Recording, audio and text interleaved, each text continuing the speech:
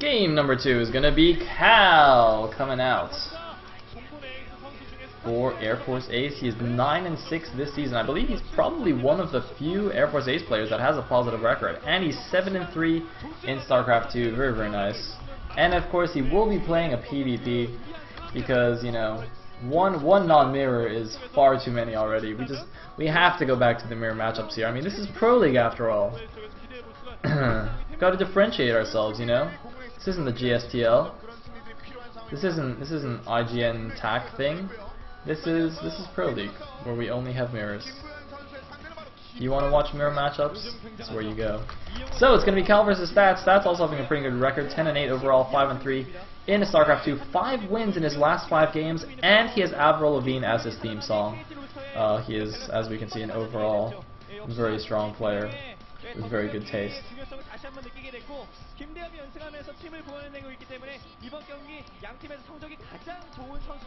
Oh, look at him doing his stretches. Oh, yeah.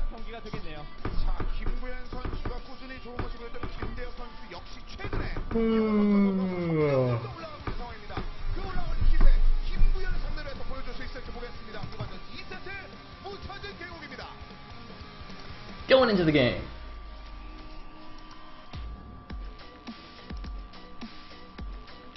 So, once again, KT must win this best of 3 in order to take it to an ace match.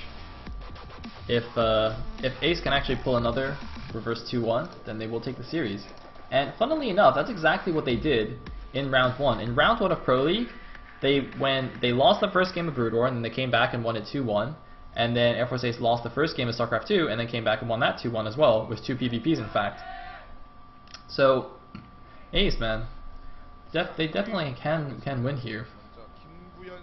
Anyway, Cal's going to be the red Protoss at the bottom left, and Stats will be the blue Protoss at the top right. We have a cross-position PvP on Entombed Valley.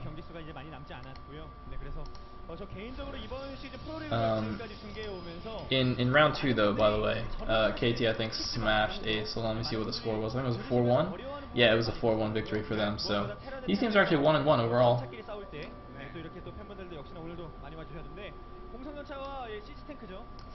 Man, I'm actually like, I don't even know what to say anymore when we get these awkward camera shots of the Korean girls that they don't even hide their face. They just like do the poker face. I'm just like, okay, all right.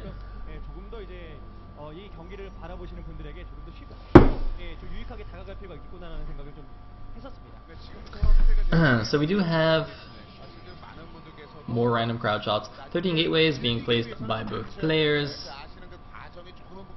Nothing crazy coming out here.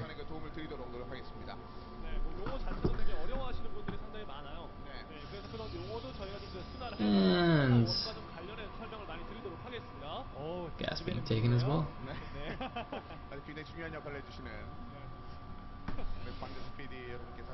Looks like a Pro Scout going out for, who's that, Cal? Yes, Cal is now scouting.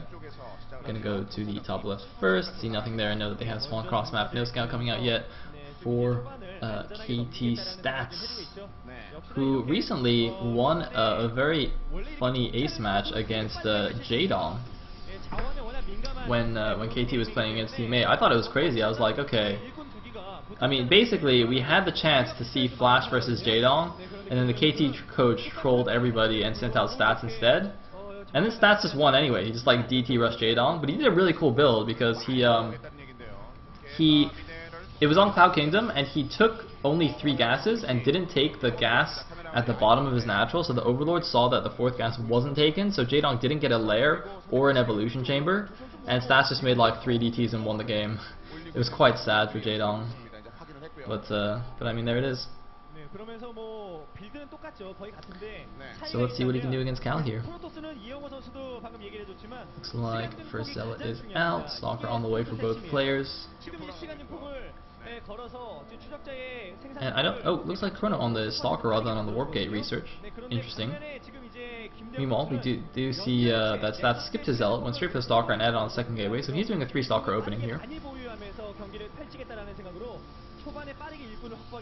And what is that? That is in fact a Stargate from Cal.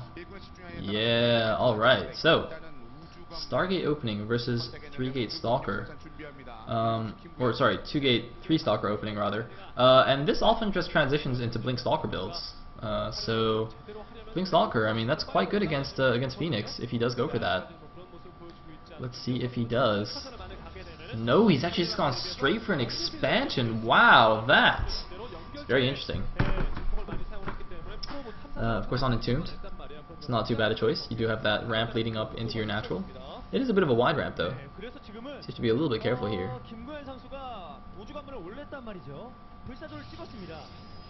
And we do have 2 additional gateways coming up for Cal as well. So he's gone for 3 gateway plus Stargate, whereas we do now have the Twilight Council on the way for stats. As I said, going from 3-Stalker opening into Blink Stalkers is a pretty nice transition. Now the first Phoenix is out. It's going to head straight over to the natural there, but we do have some Stalkers spreading out here to try and intercept any probe scouts. Unfortunately, he will not be able to intercept the Phoenix scout, obviously. So Cal's going to know exactly what's up, and I'm pretty sure he's just going to go and try and break him with this 3-gate Phoenix opening. Yeah, seeing the natural expansion right there. Is he going to show the Phoenix? I don't think the Phoenix was spotted. He didn't get close enough to the Nexus for it to see it, and Stats actually pulled his Stalkers back, so I do not think that this has been revealed yet to Stats. And this could be very, very bad, because the Phoenix can easily just go in and lift all the sentries, and then your ground army just walks in, and obviously it's much stronger than Stats is. However, Blink is on the way. If he can get Blink in time, maybe he can have a chance with some amazing Blink micro. But we shall see here. He's adding on 2 more gateways, of course, so that as soon as his natural gets up, he'll have the infrastructure to immediately start taking advantage of it, producing a whole bunch of units. Look at this. It looks like Cal has actually stopped pro production at 25 right now. He's just going to go for it. He's not going to bother catching up on economy. He's just going to go for the kill here. And is it going to work here? He's moving in with his army. He's got a proxy pylon down to do the close warp ins. There's only 1 sentry here and a bunch of stalkers. Of course, because of that Blink Stalker opening. Now this could actually be okay for him. And here we go. There's the Guardian Shield, and moving in. Looks like the sentry immediately going to get lifted, so the Guardian Shield is no more. A couple of Stalkers being lifted as well, and targeted down straight away here. Blink was not quite finished yet. I'm not sure if it's done yet. It's on the way. There's the big blink in. Going to blink on top of the Stalkers here. Any more lifts from the Phoenix? There are some more lifts. The probe's coming off, though, and it looks like Stats might be able to hold this. It's very, very close. It looks like Stats is going to hold, though, with the blink. And Cal in a lot of trouble right now. His Phoenix just floating around in the air, not able to really do anything, and it looks like Cal didn't quite have enough there going in, and once the blink finished, just was not able to break this. The Phoenix obviously not good at all against the Blink Stalkers. And I think that's going to be that. I don't see how Cal's going to come back anymore, so I think we are just going straight to an ace match. So, yeah, Stats now getting his 3rd gas, just warping in more Blink Stalkers. He's got 30. He did lose a few probes in that attack, so he's now at 32 probes against the 27 probes of Cal, but obviously making them, or he will be able to make them off both Nexus. It looks like he's actually, is he making probes? Okay, no, he's still making probes. Gonna catch not quite 1 Phoenix. And no, actually it looks like he's not making more probes now. He's just making some more Stalkers just to make sure he doesn't die. Now he's adding on some more probes. And Cal actually is gonna expand himself, try and play catch up here, but that is gonna be very, very difficult. As we can see here, the income much better for Stats already. And this is just going to get worse and worse. And I think Stats rather can just probably do some kind of 2-base timing here and just kill Cal before his own expansion really gets up and running. So Cal now going for a Robo. And keep the Phoenix alive. Really wants to run around and at least grab some probes here and there. But I mean, you know, with the Blink Stalkers, it's just so difficult for those Phoenix to really do anything. Looks like these Stalkers are going to go look for that proxy pylon, and they are going to find it. Going to even use a blink on it for no real reason. And Blinku, Blinku. Yeah, Blinku. Oh, it looks like the Stalkers bugged out for a second there. Didn't shoot a volley, but they're going to get 2 Phoenix anyway. No, there's the blink in, and they do get 2 Phoenix. Only 2 Phoenix left for Cal. He's transferring now to his natural. He's got his Robo on the way, so he's going to get at Chrononaut and Immortal, presumably. But, oh man, he might lose another Phoenix here. No! Barely saves it. But obviously, with only 2 Phoenix left, he's not really going to be able to do too much. Primarily just going to be able to scout around a little bit. Maybe pick off the odd probe here and there. And we do see additional gateways going down, as well as a Templar Archive. So it looks like it's just going to be an Archon bust here off 2 bases. He's not going for his own Robo. He's just going to make a couple of Archons, make a whole bunch of Stalkers and Zealots.